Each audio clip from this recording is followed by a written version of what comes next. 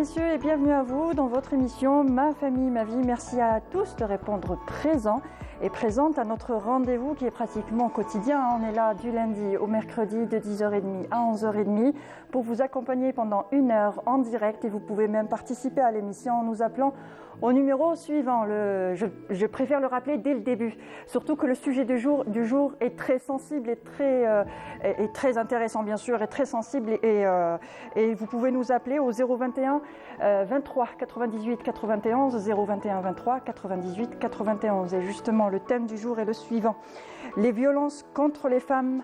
Parlons-en. Les violences contre les femmes, parlons-en. Alors si vous aussi vous avez le sentiment d'être coincé dans une situation qui vous est atrocement douloureuse, et si vous avez ce besoin urgent de parler, de témoigner, d'être conseillé, n'hésitez pas à nous appeler aujourd'hui au 021 23 98 91, 021 23 98 91.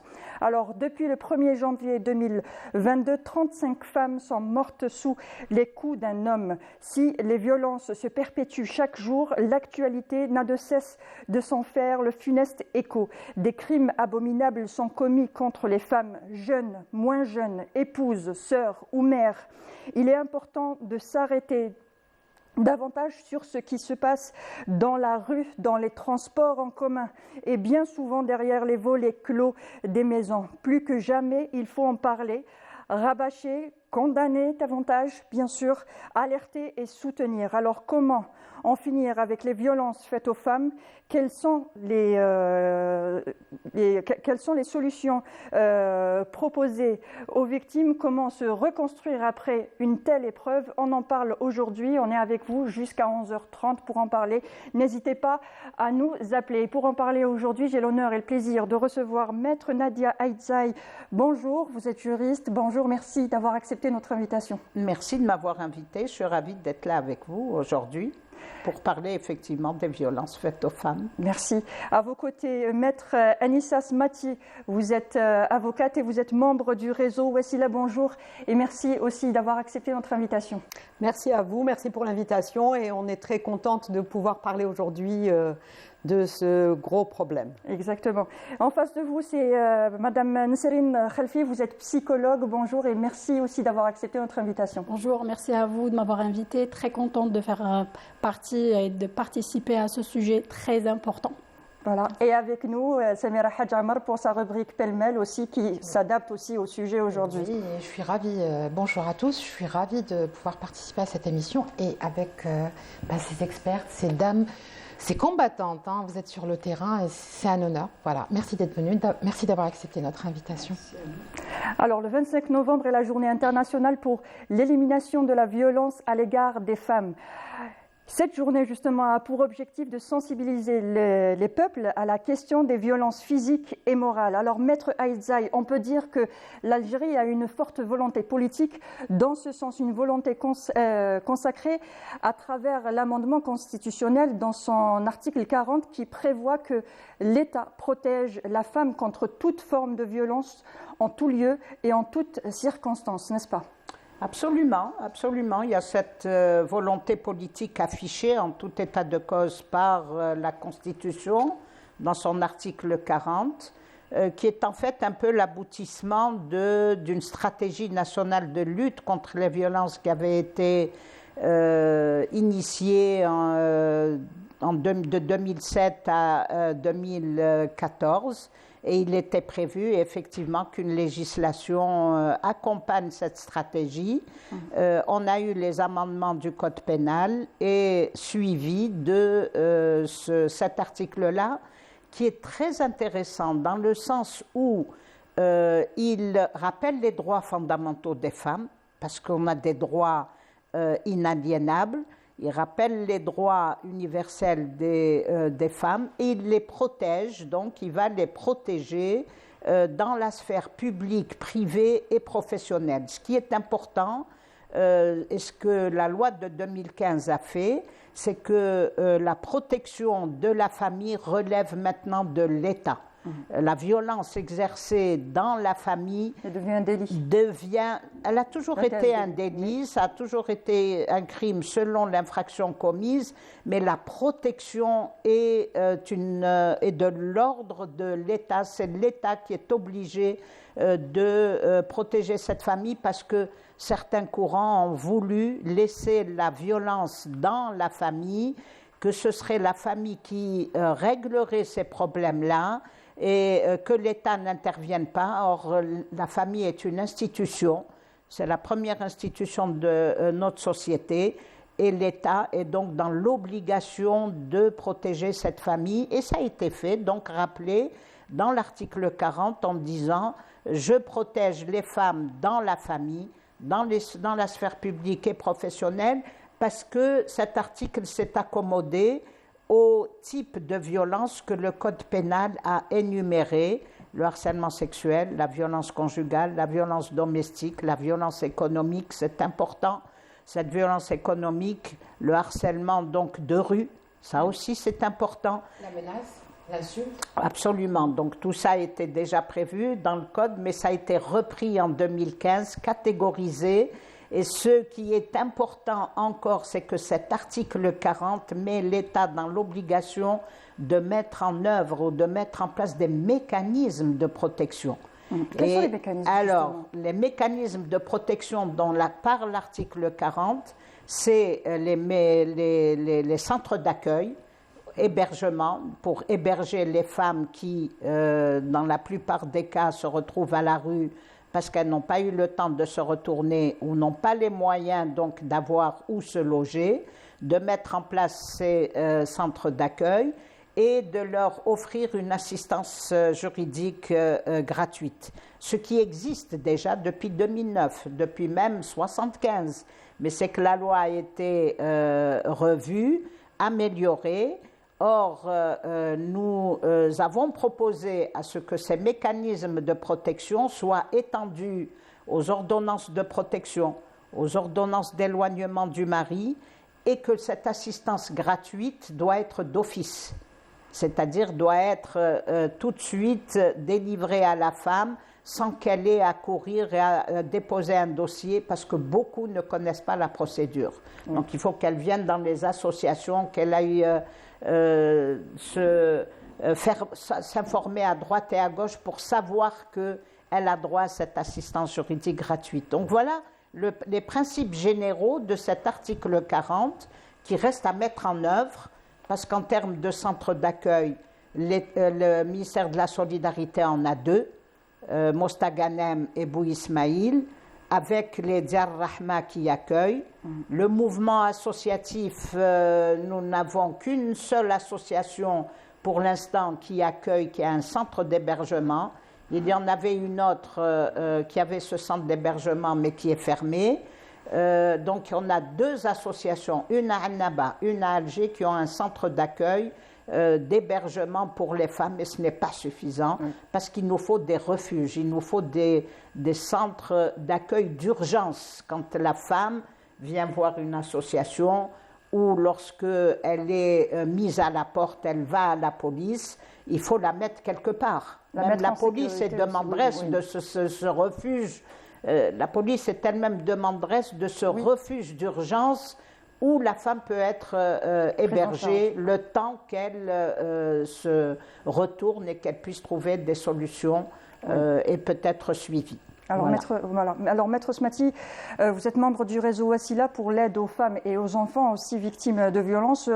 Vous soutenez les femmes en détresse, vous les accompagnez. Il y a un centre d'écoute téléphonique. Alors, j'aimerais bien rappeler dès maintenant le numéro de téléphone. Alors, c'est le 05 60 100 105, donc le 05 60 100 105. Et vous pouvez aussi accueillir les femmes directement en présentiel, on va dire, et celles pour qui le téléphone ne suffit pas, on va dire, pour pouvoir parler, pour pouvoir s'exprimer, pour les aider justement. Et comment que ça se passe à votre niveau? Oui, très bien, merci. Le réseau Wassila, c'est un réseau qui existe déjà depuis bientôt 20 ans. 22 ans. Oui. 22 ans 22 ans, je pense, oui. Depuis 2000. Voilà. Et nous aidons les femmes victimes de violences, les femmes et les enfants victimes de violences. Alors, comment ça se passe au niveau du réseau? Nous avons un centre d'écoute, nous avons une psychologue et nous avons une juriste. Et en fonction du problème posé, elle s'adressera soit à la psychologue si elle a des problèmes psychologiques, soit à la juriste si elle a des problèmes concernant la mise en place d'un éventuel conseil ou bien d'un éventuel procès. Ensuite, en fonction des cas, elles peuvent se déplacer au réseau où il y a des permanences et où il y a des femmes du réseau, que ce soit des médecins, des psychologues, des juristes. Alors pour les permanences, c'est des jours de réception? C'est des jours de réception, voilà. Nous avons 3 jours de réception par semaine et où elles sont entendues. Et ensuite, en fonction également des problèmes posés, elles peuvent venir une fois par mois voir l'avocate du réseau et poser le problème. Et puis ensuite, on engagera la procédure. Ou bien, elles peuvent également être prises en charge par la psychologue qui la suit, qui peut l'orienter également vers des centres de formation, etc.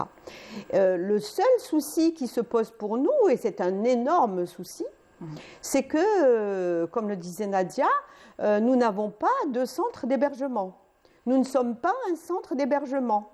Et pour héberger les femmes qui sont mises à la porte du domicile conjugal, c'est dramatique. C'est dramatique parce qu'en général, elles n'ont pas de moyens financiers. Et nous les aidons du mieux que l'on peut, bien sûr, mais pour les placer, c'est très difficile. Il n'existe pas de centre. On va dire ce qui est. Il existe un centre d'Yar Rahma, il y en a un à Bir Khadem, il y en a un à Bousmaïl. Mais là où le bas blesse, il y a le centre de SOS Femmes en détresse, mais là où le bas blesse, c'est que ces institutions, ces centres n'accueillent que les femmes. Et en général, elles sont avec leurs enfants. Et elles n'acceptent pas de rentrer dans un centre en laissant leurs enfants acquis. Alors voilà. Donc voilà. Et ça, c'est dramatique. Donc, elles refusent. Et alors, elles sont hébergées dans la famille. Mais dans la famille, elles ne peuvent être hébergées qu'un jour, 2 jours. Elles se retrouvent souvent à la rue. Elles dorment... Il n'y a pas que les violences conjugales. Il y a aussi les violences au sein de la famille, quand c'est le père, mais le oui, frère mais non. Donc, je ne parle pas des violences conjugales. Moi, je parle des violences faites aux femmes. Hein. Donc, c'est-à-dire qu'elles soient faites par le père, le frère. Elles sont obligées ensuite de quitter la maison et de ne pas savoir où aller.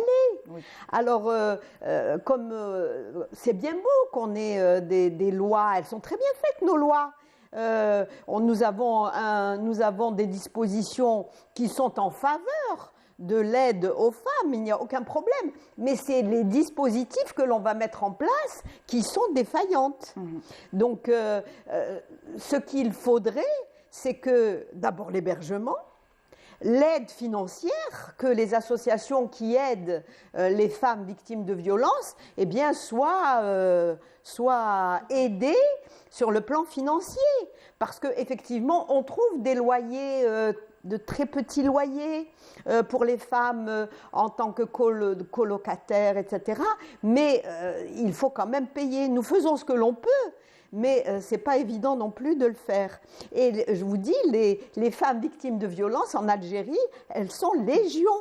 Elles sont légion et vous avez bien vu que les violences, ça peut être des petites violences, une gifle, une insulte, qu'elle soit crachée par le mari, etc., psychologique. Oui, et puis vous avez vu où ça aboutit. Ça aboutit, comme elle vous le dit, à 35 femmes qui ont été assassinées, tuées par le mari, par le père, par l'ancien conjoint.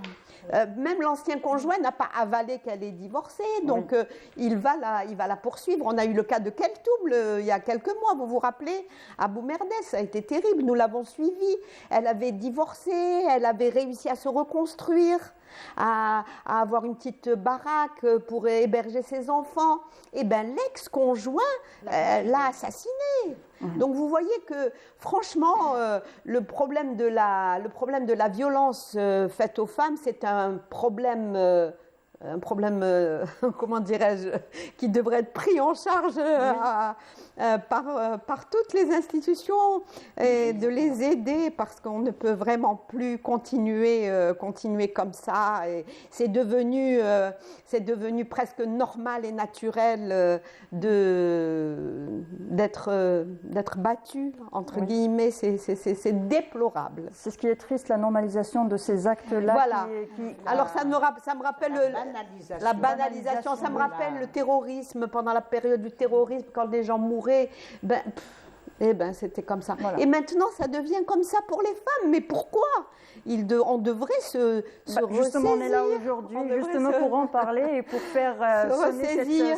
Oui, absolument. Pour que tout le monde se ressaisisse un peu, pour qu'on s'aide tous et qu'on y mette fin. Les lois, c'est bien, il faut les améliorer. Il faut des lois. La loi, c'était la locomotive.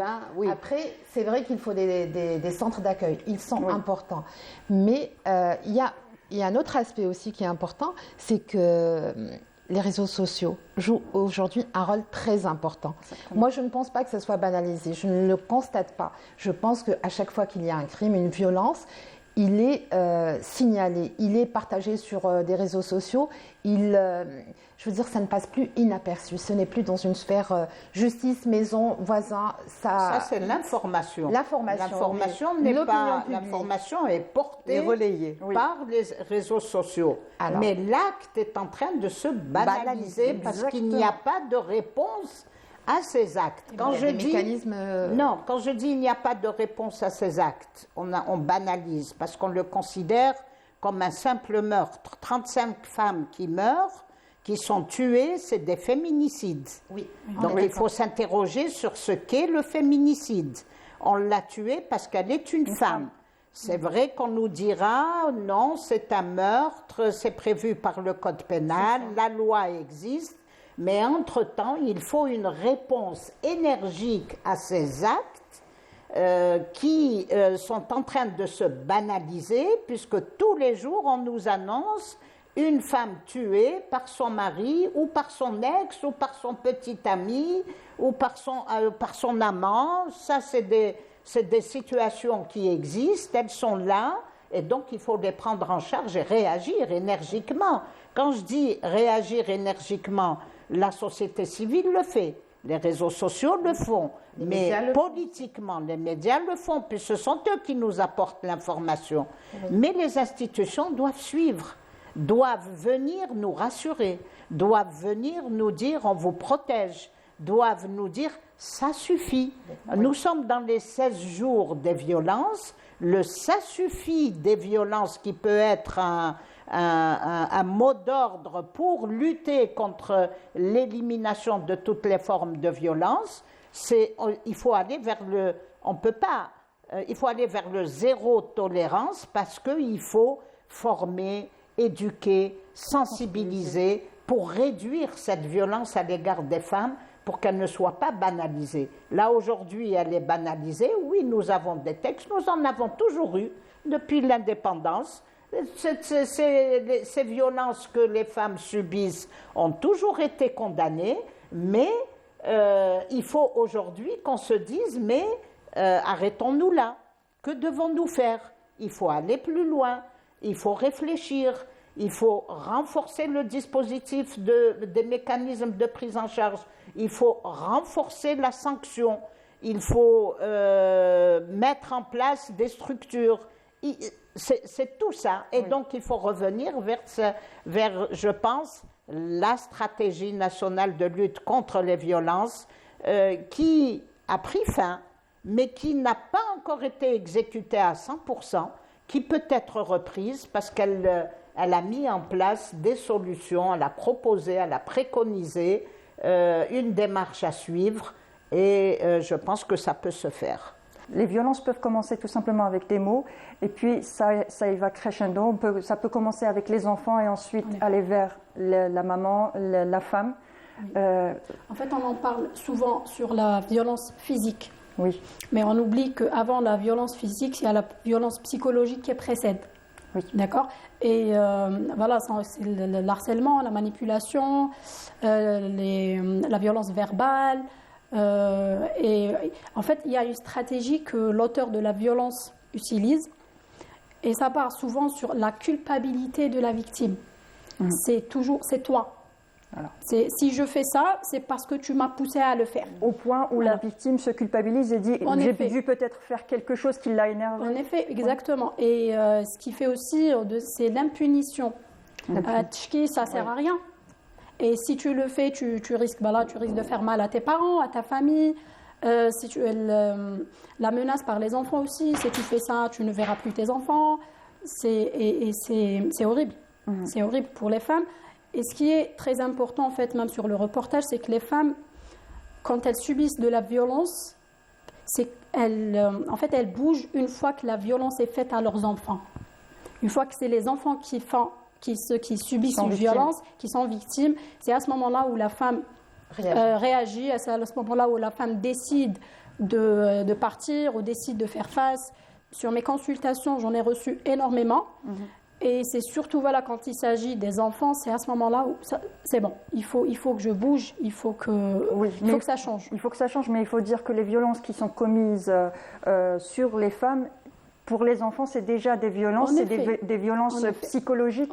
Donc il faut aussi sensibiliser les femmes en leur disant qu'ils sont déjà en train de subir des violences. Ces enfants sont déjà en train de subir ces violences, à voir ça tous les jours, à chaque fois. On a parlé de la victimisation, en fait on a parlé plutôt de la violence des femmes déjà qui portent plainte. Oui.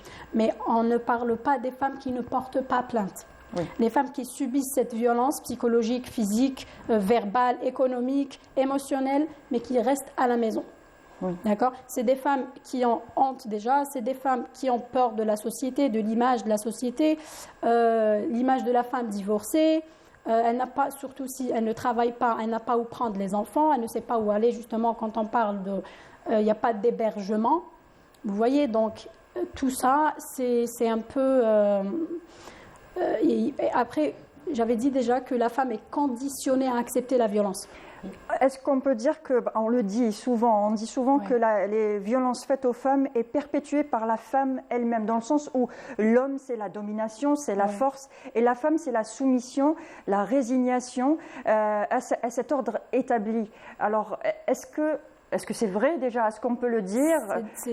C'est malheureusement le cas. C'est plutôt des croyances. Nous avons M.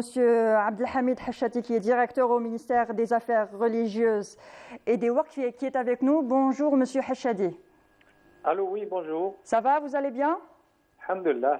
Alhamdulillah. Alors, les préceptes de l'islam ne doivent d'aucune manière être utilisés comme prétexte pour justifier les violences faites aux femmes et l'atteinte de leur dignité.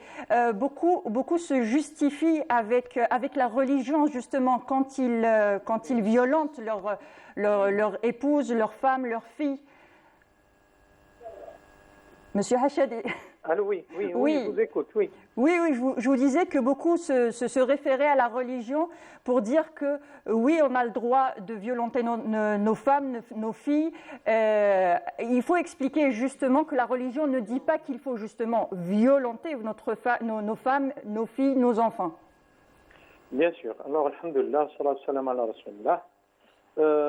Premièrement, je vous remercie pour cette invitation et je regrette pour cette interprétation, cette mauvaise interprétation de l'islam et de certains versets coraniques qui ont relation avec ce sujet. Il faut savoir que la violence conjugale et spécialement la violence contre la femme, elle s'est répandue d'une manière alarmante et dangereuse. Et du point de vue religieux, ça fait partie des plus graves péchés que peut commettre un musulman. Donc, notre modèle parfait, notre exemple, qui n'est autre que le prophète sallallahu alayhi wa sallam, il faut savoir qu'il n'a jamais, au grand jamais et en aucun cas fait du mal à une femme, à l'une de ses épouses ou même à n'importe quelle femme pendant son existence. Le prophète sallallahu alayhi wa sallam nous a bien ordonné, nous a bien recommandé de bien traiter les femmes. Donc la tradition authentique qui nous est rapportée par les meilleurs et les plus sûrs plus sûres sources nous confirment que le prophète sallallahu alayhi wa sallam avait le comportement le plus galant, le plus honorable avec ses femmes et avec les femmes de son époque. Sallallahu alayhi wa sallam, le prophète sallallahu alayhi wa sallam a bien précisé que l'injustice, d'une manière générale, est un grand péché. قال النبي صلى الله عليه وسلم الظلم ظلمات يوم القيامة. Donc l'injustice se transforme en ténèbres le jour du jugement dernier. Donc si on part du principe que nul n'est parfait, que ce soit l'homme ou la femme, il n'est pas permis de se comporter avec les femmes d'une manière violente ou bien d'une manière déshonorable. Le prophète sallallahu alayhi wa sallam nous a recommandé dans son dernier discours au pèlerinage d'adieu, fi hajjat al-wada', le prophète sallallahu alayhi wa sallam, est-ce que ces gens peuvent saisir bien ce message? Fi hajjat al-wada', Nabi sallallahu alayhi wa sallam yuwaddi'u ummatahu, son dernier conseil, sa dernière recommandation était awsikum bin nisa'i khayra. Ne faites pas du mal à vos femmes.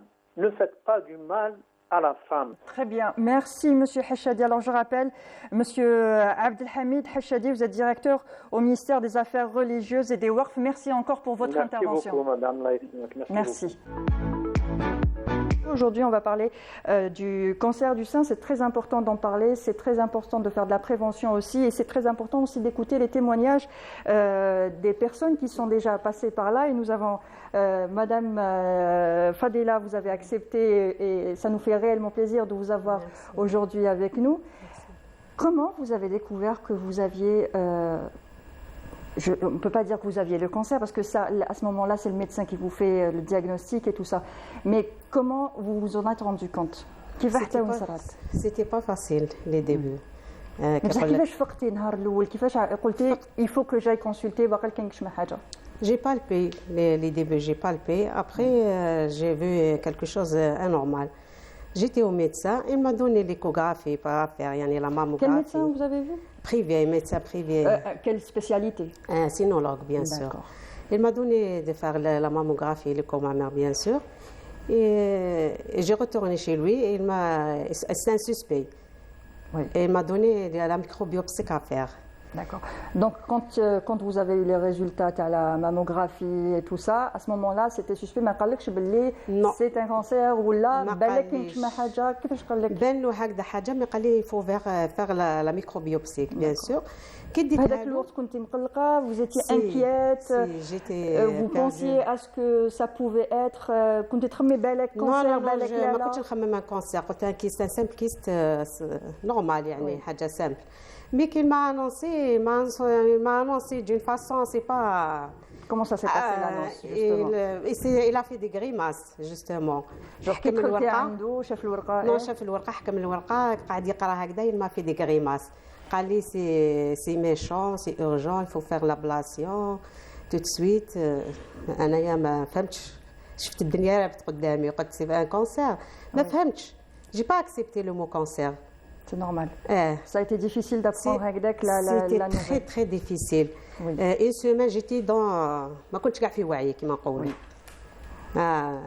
C'est tout à fait normal quand on reçoit ce genre de nouvelles, on se pose des tas de questions parce que quand on dit cancer, souvent on pense malheureusement à la mort, mais il y a des solutions. Oui. Voilà. Oui. Heureusement, il y a des solutions si on prend en charge rapidement et justement la façon dont on annonce. La façon d'annoncer la maladie. Oui, voilà, justement, Madame Lila. Ça doit faire partie d'une étude, la façon d'annoncer la maladie. Oui. Parce que ce n'est pas n'importe quelle maladie et on a devant nous une patiente, on ne sait pas, on a de tous les niveaux d'instruction et puis la maladie, c'est la maladie à n'importe quel niveau d'instruction, c'est une maladie. Donc il faudrait quand même que les gens sachent comment annoncer ce mal, comment l'annoncer. Il faut être un peu psychologue pour ça. Il faut savoir comment le. Mais les médecins en général sont un petit peu psychologues aussi dans la façon d'annoncer la nouvelle, la mauvaise nouvelle. Donc avec ils acquièrent de l'expérience et généralement ils essayent. Généralement il faut tenir une attitude positive. Il y a un art d'annoncer. C'est ce qu'on appelle l'oncopsychologie, donc c'est une formation que le médecin doit avoir, surtout dans le domaine du cancer, tous les cancers, ou le cancer du sein en particulier, les sages-femmes, les psychologues. Il y a une façon d'annoncer parce que c'est important. C'est important pour le moral, pour la famille, parce que ça n'impacte pas que la personne elle-même, c'est tout son entourage. Oui, c'est une maladie qui englobe tout l'entourage, parce que c'est tout le monde est inquiet. C'est surtout la famille qui est bouleversée. Toute la famille est bouleversée. Un quotidien qui change. Et vous, madame, votre vie a changé, la vie de votre famille, en fait. ما كانوش عارفين exactement شنو. Mais après, c'est normal, j'ai annoncé Après, avec la première semaine, déjà premièrement, vous aviez, désolé de vous demander votre âge, mais vous aviez quel âge qui a fait les comptes 40 ans. D'accord. C'est jeune, c'est jeune, 40 ans. Et est-ce que vous aviez dans la famille des... Non, c'est pas héréditaire, je suis la seule. Oui. Je suis la seule. Et vous aviez des enfants à ce moment-là? 2 garçons, oui. Ils avaient quel âge? 15 ans et 21 ans. Maintenant, ils ont 15 ans et 21 ans. Ils étaient petits. Beaucoup plus jeunes, voilà, beaucoup plus jeunes, oui. Est-ce que vous leur avez, quand vous l'avez annoncé à votre entourage, vous avez dû l'annoncer à votre mari, à votre famille? Bien sûr, oui. À vos enfants, est-ce que vous l'avez dit à vos enfants, par exemple? Non, j'ai pas leur dit. ما قدرتش نقول لهم خليتهم هكا في نيتهم بس كانوا صغار. بصح كنت دايره كوراج ما نكذبش عليك قدامهم. صح تحرق في قلبي هكا بصح دايره كوراج. Est-ce que vous avez eu peur de leur dire? Non. وحدهم عرفوا d'ailleurs. Non, est-ce que vous avez eu peur parce que ça reste quand même un sujet très tabou? On n'en parle pas toujours, c'est pas quelque chose de facile à annoncer à son mari par exemple. Non, ما حبيتش نخلعهم. ما هضرت معهم والو هذا le sujet. Que ça reste dans le tabou. Ça reste dans le tabou chez nous. Mais يعرفوا après bien sûr راهم يكبروا الدراري دوك يعرفوا كلش. Oui, donc comme ils c'est vrai qu'à 21 ans, 15 ans maintenant. Mais أنا جيتي كوراجوز ما نكذبش عليكم ما خليتهمش يحسوا حاجة هكذايا. Une semaine, j'ai passé une semaine. C'est tout à fait normal. Juste après l'annonce, je pense que c'est quand même difficile d'accepter. L'annonce de le médecin, c'était. C'était la façon. Elle m'a parlé, Oui, c'est important la façon de parler. Est-ce que vaut mieux partir accompagné quand on fait les analyses ou quand on nous dit revenez pour le diagnostic et tout ça, vaut mieux partir accompagné de quelqu'un? Quand on doute, mais il faut déjà savoir qu'est-ce qu'on va nous annoncer. Il faut savoir qu'on va nous annoncer. Mais quand on ne sait pas, on prend des analyses, on va chez le médecin. Oui. On ne sait pas des fois qu'est-ce qu'il va nous annoncer, donc on part tout seul, normal. C'est-à-dire là, ça revient au personnel soignant. C'est au personnel soignant, ce n'est pas aux malades de s'éduquer à recevoir une mauvaise nouvelle. Oui. C'est au personnel soignant d'apprendre à annoncer des mauvaises nouvelles. On annonce beaucoup de mauvaises nouvelles, malheureusement. Malheureusement, oui. On annonce des mauvaises nouvelles. Oui. Je vous dis, nous, chez nous, en maternité, on annonce des décès de bébés, on annonce des décès de maman, on annonce. Mais c'est ça qu'il faut apprendre. Apprendre à annoncer la mauvaise nouvelle. Alors, juste après la mauvaise nouvelle, il vous dit quand même le protocole. Il vous dit, vous devez faire ça, allez là-bas. Qu'est-ce qui se passe? Qu'est-ce qu'il vous dit le médecin? Il vous dit juste, vous avez le cancer, rentrez chez vous. Non. Il vous dit quand même. Il faut faire il faut tout de suite, c'est méchant, c'est urgent, il faut faire l'ablation. Il vous fait une lettre pour l'hôpital. Comment ça se passe? Non, il ne m'a pas fait une lettre à l'hôpital. Moi, parce que c'était un privé au départ. Les débuts un privé. Mais après, j'ai رحت l'hôpital, ما نكذبش عليك يعني. J'ai vu le professeur هذا ديلام الله يذكره بخير ذكروا على خير كما يقولوا الحق شاف لي ليكوغرافي هذوك ولا مامون ليكوغرافي لا ميكروبيوبسيك قال لي tu veux refaire la microbiopsie chez nous زدت درتها la deuxième fois après قال لي faut faire l'ablation.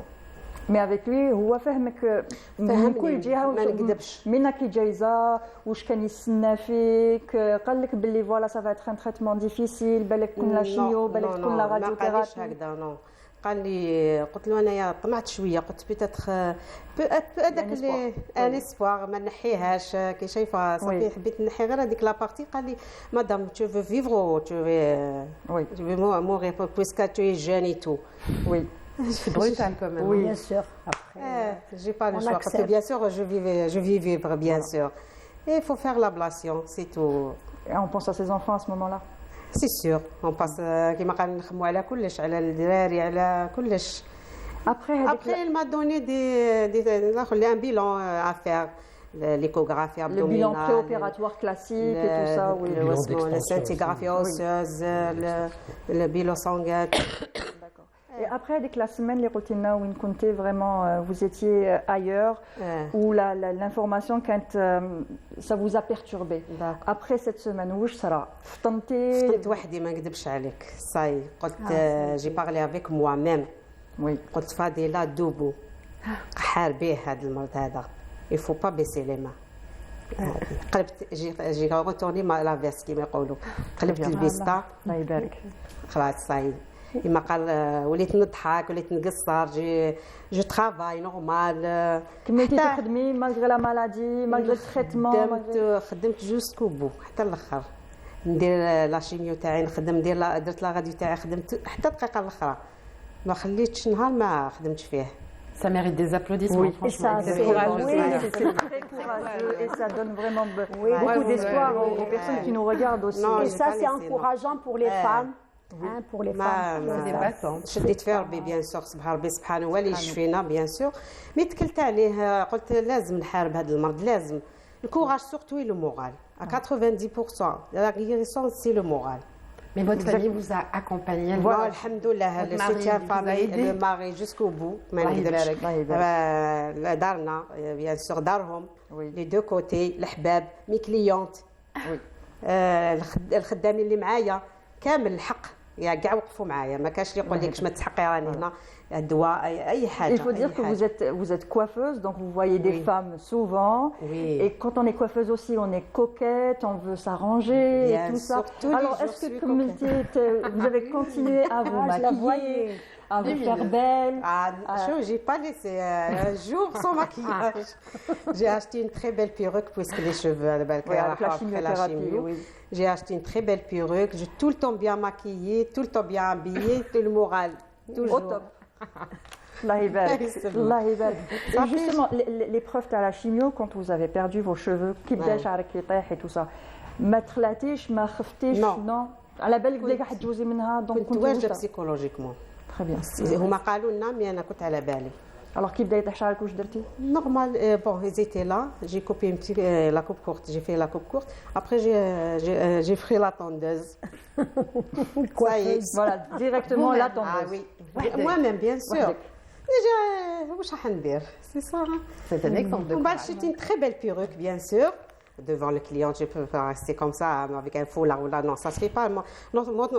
Mon métier demande ça. Oui. Je dois être présentable. Oui. Toujours le maquillage, il n'y a pas de sourcils, il n'y a pas de cils, c'est normal. C'est lumineuse, toujours. Moi, je vous trouve très belle.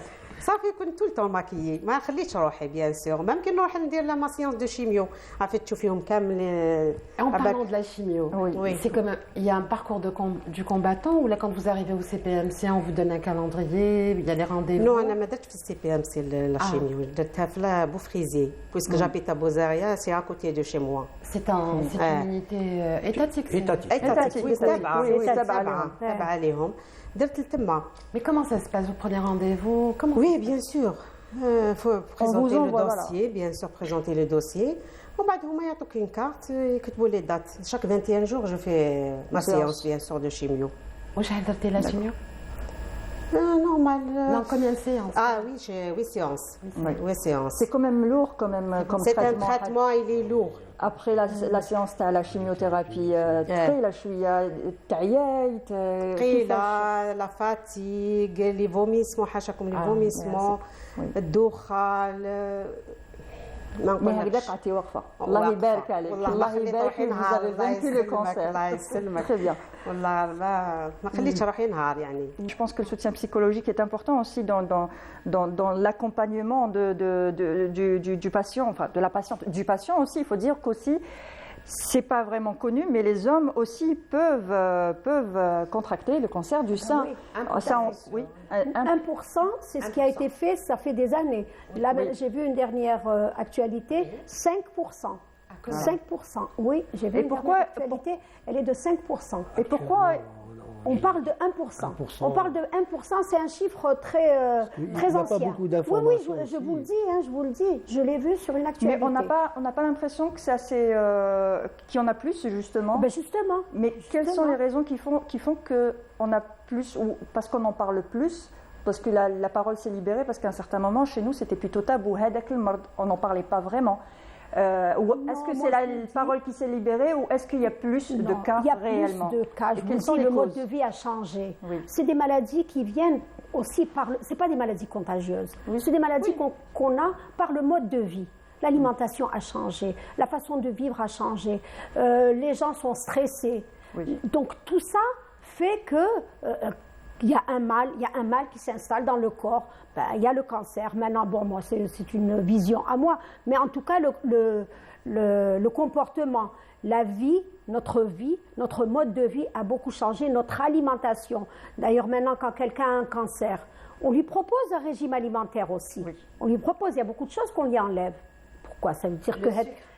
Le sucre, manger beaucoup de légumes, alors que maintenant c'est les fast-foods, les fast-foods, qu'est-ce que c'est? C'est que des pâtes, des pizzas, c'est que ça, il n'y a plus de légumes dans nos... Et puis la nourriture ultra transformée, tout ce qu'on achète déjà prêt, en boîte, tout à fait. En tout ça avec pas mal d'ingrédients, de conservateurs. Le mode de vie y est pour beaucoup. Le mode de vie y est pour beaucoup dans la maladie du cancer. Docteur Brook, vous êtes d'accord?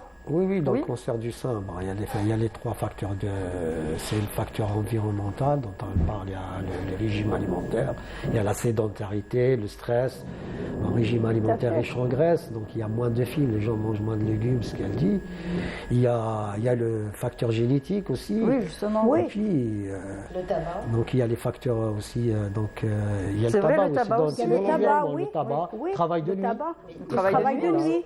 Oui, tout à fait. C'est le mode de vie, c'est ça. Le mode de vie a beaucoup changé. On vivait plus naturellement. Oui. On mangeait à la maison. On mangeait sainement déjà, oui. On n'avait pas tous ces produits transformés. Et puis il y a les facteurs hormonaux aussi. Donc, une femme sujette à faire un cancer du sein, c'est une femme qui a eu une ménarchie précoce et puis qui a eu une fenêtre hormonale très élargie. C'est-à-dire ménopause tardive, donc ménarchie précoce, traitement, c'est-à-dire oestroprogestatif, c'est-à-dire la pilule pendant plus de 12 ans, les traitements de substitution. Le fait de prendre la pilule, c'est aussi un risque? Oui, ça peut être un risque aussi. Donc il y a aussi traitement de substitution à la ménopause. Sur la ménopause, tout à fait, tout ça aussi, c'est des risques. Donc le mariage tardif, l'allaitement, quand elle justement, parce qu'on dit souvent, on ne le dit pas suffisamment, mais l'allaitement est très important. L'allaitement est très important. Donc il y a des études qui ont dit que ça réduit de 50% le risque du cancer du sein. Exactement. Oui, l'allaitement est très important. D'ailleurs, dans le dossier médical, donc, tout ça est cité. Donc, c'est dans l'interrogatoire. Donc, vous avez allaité combien de temps? Vous avez eu combien d'enfants? Vous êtes marié à quel âge? Vous avez eu vos règles à quel âge? Vous avez votre ménopause? Tout ça dit. Vous avez un cancer dans la famille. Est-ce qu'il y a un cancer? Tous les cancers. Il n'y a pas que le cancer du sein. Pour déterminer le facteur génétique. Voilà, pour aller aussi, donc, par exemple, le dépistage, c'est un volet qui est très important dans cette maladie-là. Donc, j'entends la dame dire qu'elle a découvert à l'autopalpation. Donc, si on apprend aux femmes, on leur dit la sensibilisation.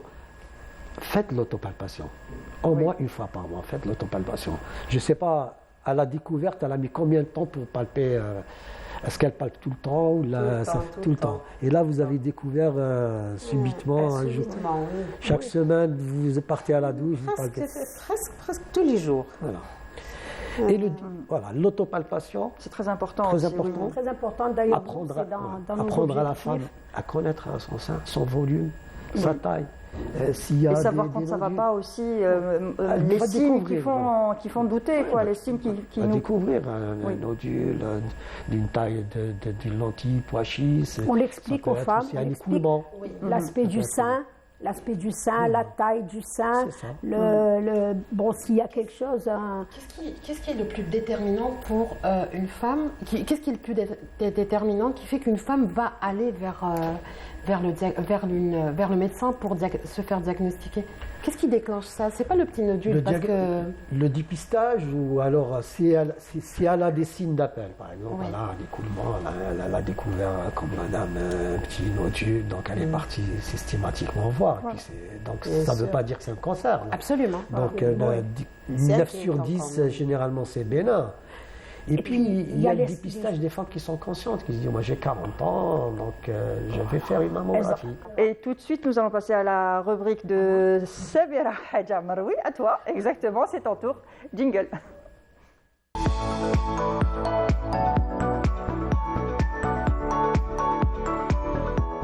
Alors, Samira, tu dois... Elle demandait qu'on parle du dépistage, c'est exactement. Oui, on va en parler, on va revenir. Donc, on va faire ta rubrique. Et c'est pas toi, Et après, on va revenir sur le dépistage, qui est très important. Ne vous inquiétez pas. Donc, et elle va parler aussi du dépistage. Du dépistage aussi, qui en fait, les médecins spécialistes, les oncologues, en fait, de par le monde, en Algérie, partout, sont unanimes à dire que le dépistage précoce guérit les malades à 90%, voire il réduit de beaucoup la mortalité. Vous êtes d'accord, docteur? Oui. Voilà. Donc chez nous, en Algérie, alors juste peut-être rappeler un petit historique sur Octobre Rose. Vous savez, ça a commencé quand? En 1985 aux États-Unis. C'est la Société donc, américaine du cancer qui a lancé ce concept. Le concept, c'était quoi? C'est que pendant un mois, ils ont essayé de récupérer des fonds et en même temps, ils ont sensibilisé les femmes à faire l'examen de la mammographie. Donc en 85, c'était pas très courant. Oui. Bon, maintenant ça va mieux. Ensuite, c'est arrivé chez nous rapidement. L'Algérie a adopté tout de suite ce concept et depuis, chaque année, il y a beaucoup de manifestations qui sont organisées, beaucoup de campagnes de sensibilisation pendant le mois d'octobre. Donc Octobre Rose, on a même des étudiants de la fac de médecine qui vont dans des salles ou des endroits, louent des espaces et organisent par exemple des séances de palpation. Oui. Ou alors ils apprennent aux femmes comment à faire s'autopalper. Exactement. Oui. Il y a de la sensibilisation, il y a des explications qui sont données et ce genre de manifestation, moi en tout cas ce qui a attiré mon attention cette semaine, c'est la campagne lancée par les TUSA. Oui. Donc le transport public, les bus, qui se sont associés à l'association Le Fajr. Donc vous les connaissez certainement. Oui. Ils luttent contre tout type de cancer, mais en particulier celui du sein. Chaque année, ils organisent une manifestation. Cette année, ils ont customisé un bus, l'Impérial. On va les voir en image. Continuez, oui, l'Impérial Tour d'Alger. C'est le bus à étage là, qui a servi pour l'équipe nationale. Donc, qu'est-ce qu'ils ont fait? Ils l'ont mis aux couleurs d'Octobre Rose, avec un slogan, bien sûr. On le voit en image, voilà. C'est magnifique. Et ils ont sillonné plusieurs communes de la wilaya d'Alger. On espère que ça ira dans toutes les wilayas où ce sera étendu l'année prochaine. Et il y a à l'intérieur du bus, il y a des gens qui sont malades, des femmes qui sont touchées par le cancer, et ces femmes-là ont pu rencontrer le public. Moi, je trouve déjà que c'est un grand pas qu'on puisse voir ça dans tout Alger, qu'on puisse parler normalement du cancer du sein, parce que ça reste quand même un côté très intime de la femme, et le fait qu'on puisse en parler dans l'espace public. Ces femmes, pour la plupart, ont le cancer, celles qu'on voit à l'écran, ont le cancer du sein et elles sont en traitement ou elles sont guéries. Donc l'ETUSA s'est associé à cette association et a organisé aussi. Donc ça a duré une semaine. Ils sont allés de Savlette, Audin, Grande Poste, un peu partout à Alger Centre. Ils sont allés jusqu'à Sidi Abdallah en passant par Ain Beniel. Ils ont longé la côte. Ils ont attiré l'attention de beaucoup de monde. Et beaucoup de monde est monté dans ce bus pour se renseigner. Il y a des flyers qui ont été distribués, il y a des explications qui ont été données. Il y a une équipe à l'intérieur. On a des gens à l'intérieur du bus en bas. Sinon, l'ETUSA a aussi organisé une très très bonne initiative. C'est qu'au profit de son personnel féminin, j'ai demandé pour le masculin, non, les hommes ne se sont pas présentés pour un pré-diagnostic, j'appellerais ça comme ça. Donc, un dépistage. Voilà. Ils ne se sont pas présentés, ce sont les femmes. L'ETUSA l'a organisé dans son centre médical au Musée à Bellecour. Et donc, toutes les femmes ont pu bénéficier d'un dépistage et d'explications. Et toutes les entreprises devraient prendre l'exemple. À mon avis, oui. ça limiterait énormément de dégâts puisque le cancer du sein est curable. On peut le soigner. 99% de chances de guérison s'il y a bien sûr un dépistage précoce, vous l'avez dit, et une bonne prise en charge. La prise en charge compte énormément.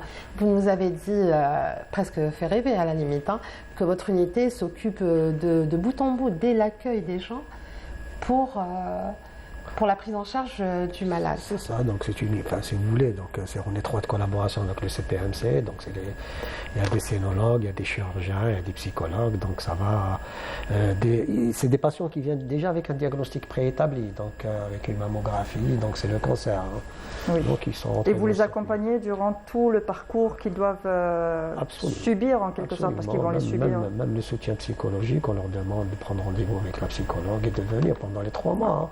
Ça, il y a une reconstitution psychique, elles reprennent confiance en elles-mêmes et puis ils dissipent tout le malentendu, pas le malentendu, mais c'est-à-dire qu'elles reprennent confiance en elles. Reprennent confiance en elles et ça les aide à vaincre le cancer. Oui. 2 exemples vraiment forts. Oui. C'est Madame Fadela et puis Madame Zoubida qui nous a qui va encourager notre auditrice qui est vraiment dans j'espère qu'elle nous écoute, qu'elle est là, qu'elle nous voit.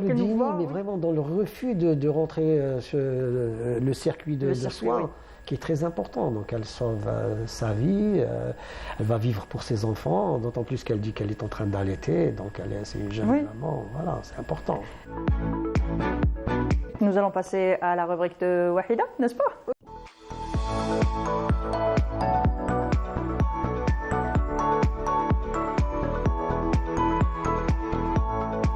Alors, on va commencer par, on parle depuis tout à l'heure de chirurgie et tout, là je vais vous parler de chirurgie esthétique. Donc, à votre avis, quelle est l'origine de la chirurgie esthétique ?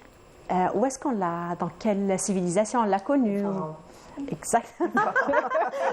Bravo, docteur Omnia. Donc, des recherches ont mis en lumière le fait que les Égyptiens, ils étaient les premiers à avoir effectué des rhinoplasties 3000 ans avant Jésus-Christ.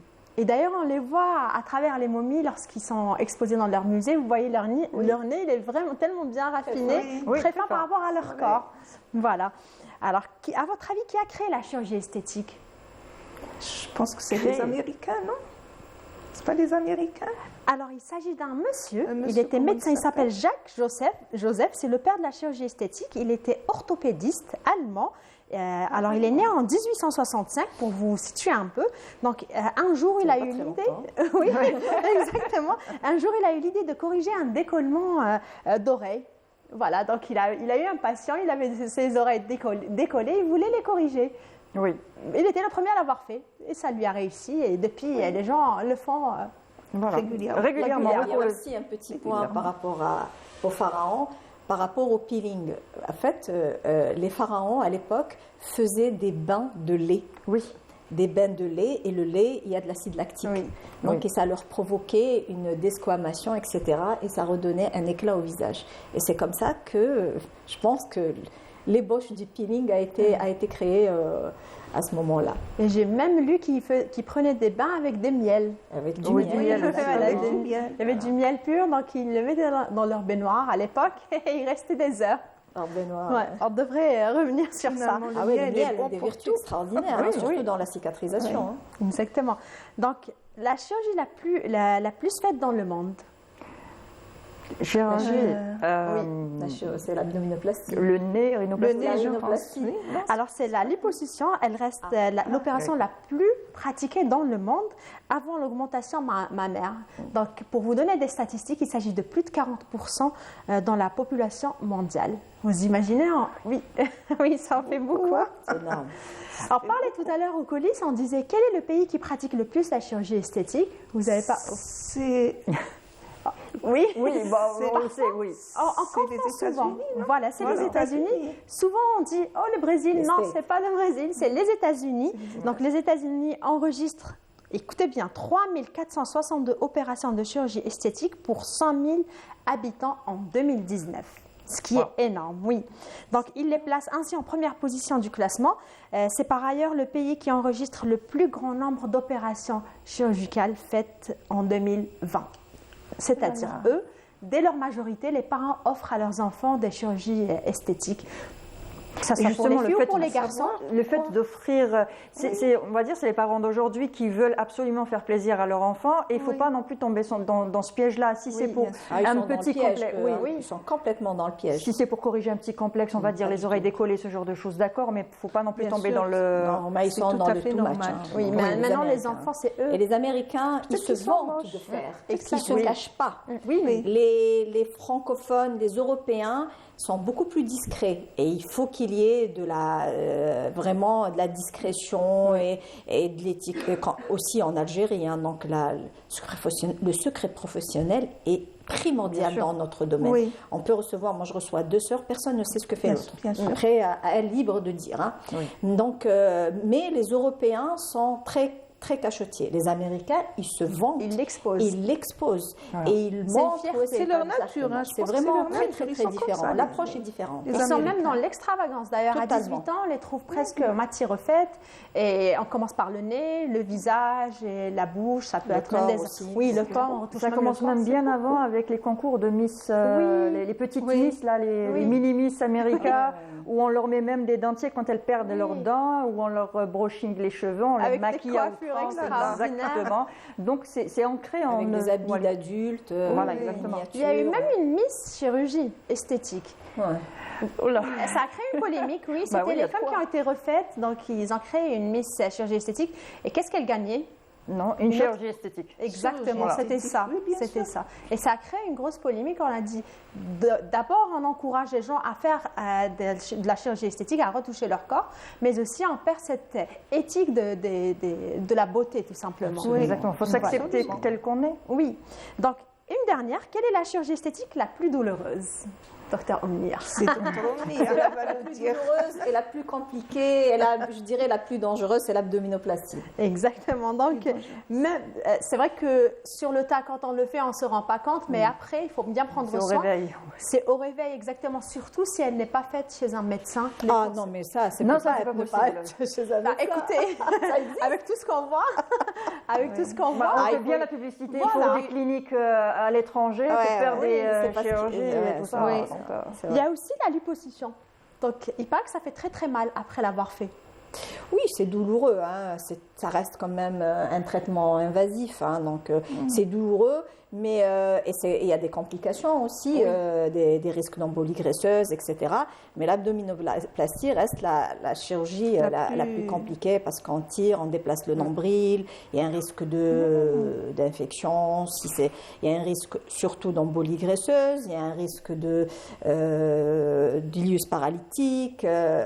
Voilà. Ilius paralytique?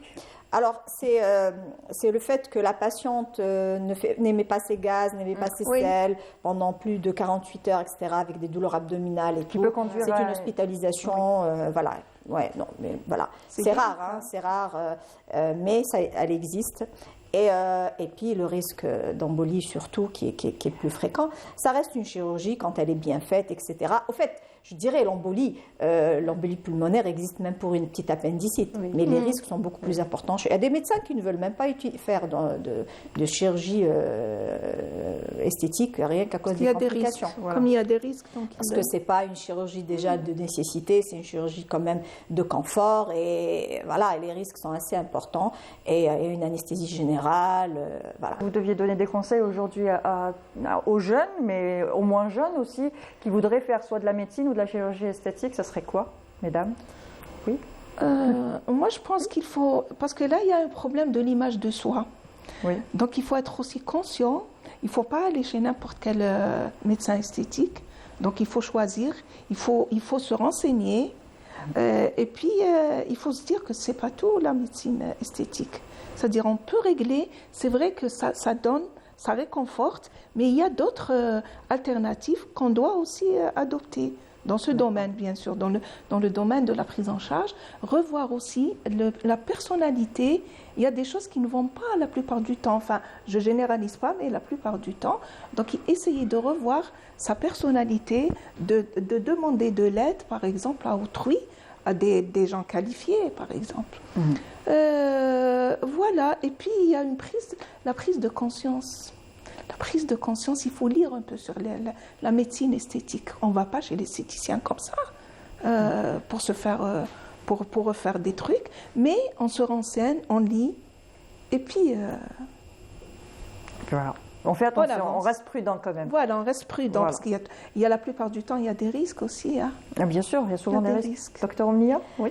Le conseil, c'est de maintenir vraiment, d'essayer de traiter sa peau. Donc, c'est des traitements. C'est important de traiter une peau fragile, c'est important d'hydrater sa peau, c'est important d'avoir des conseils aussi et savoir connaître ses limites. Voilà, connaître ses limites. Nous ne sommes pas, encore une fois, là pour changer l'aspect des gens. Nous sommes là pour les sublimer, les embellir, tout en restant naturels, qu'entrer un peu le temps, à améliorer un petit peu les rides, etc., mais sans pour autant transformer les gens. Docteur Linda Omnia Idiel, vous êtes médecin esthétique et nutritionniste. Merci pour votre participation.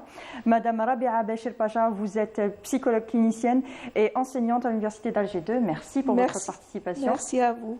Wahida, merci. Demain, Inch'Allah. Je te dis demain, à 10h30, toujours même chaîne. Alors, 10h30, Canal Algérie, Ma Famille, Ma Vie. On se retrouve demain, mardi. On parlera de l'équithérapie, de la thérapie par les animaux. Ça va être très intéressant. Oui.